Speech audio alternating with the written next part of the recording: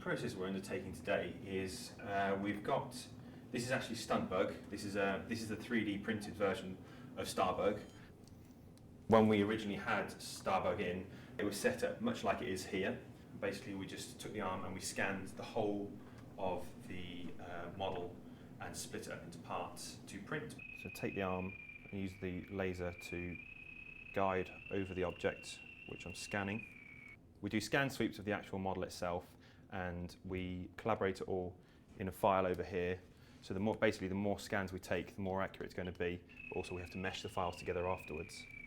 As you move the actual arm around the model, it'll also move it along the screen, so you know where you're at any given time. So you can take a look at the part here once you've done your initial scan, and each of the different sections of colour is each sweep that you've taken.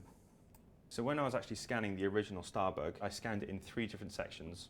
The first section was the cockpit, the second section was the midsection, and the third was the engine bay. Details like this would have been added probably in the studio, because picking up things like aerials, it's not really worth it when it comes to 3D scanning. These aren't actually the original feet. The ones which were used on set took quite a battering. Instead of repairing these ones, I decided just to print them out again, which is the beauty of 3D printing, basically. For example, the front end took an impact which was beyond repair. We could remove the part, have it 3D printed overnight, and have a new section ready for it the very next day. Once all the data is captured and we've got it in its entirety, we can print it at this size, which is the original size. We also printed one at half-size scale, which has only had its first base of paint on it. Half the length, half the width, half the height. Or Doug especially asked for a 6-inch version, like this one here. And we also have one which is a bit almost finished, painted up, almost exactly the same. As you can see here, I've put it into as small space as possible, so it can actually be printed as quickly as possible. You can kind of see there as it is, and obviously, being the beauty of 3D printing, you can actually duplicate it and make multiple models at the same time. So this is one of our Voxeljet VX1000 printers. This is what we use to print StuntBug. We then upload the files onto the computer, which then computes it to slice each part into thousands of layers, all of which are 150 microns thick. Once that's computed, it sends it to the actual printer itself, and the parts are actually printed layer by layer. And as each layer is laid down, the build space drops by 150 microns. Then the print head comes over once again and puts the next layer down.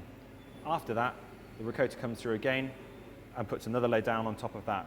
So once the part is finished, we take the box and we put it into the unpacking station.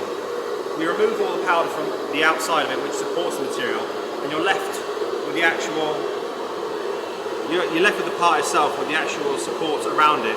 Basically, it prints a very slight honeycomb structure around the part to support it while it's being built.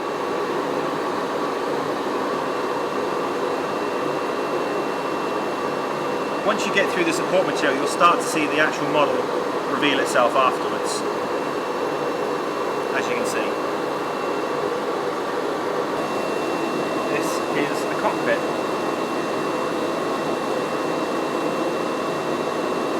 So once they're unpacked, they go into the cleaning station to be blasted off for the final part.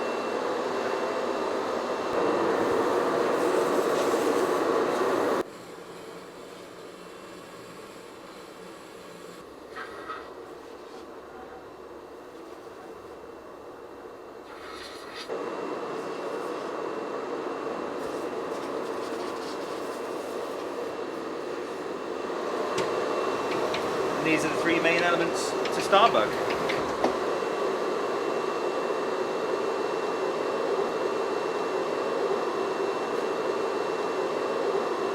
In theory, that should go together. You've got yourself a 3D printed StuntBug.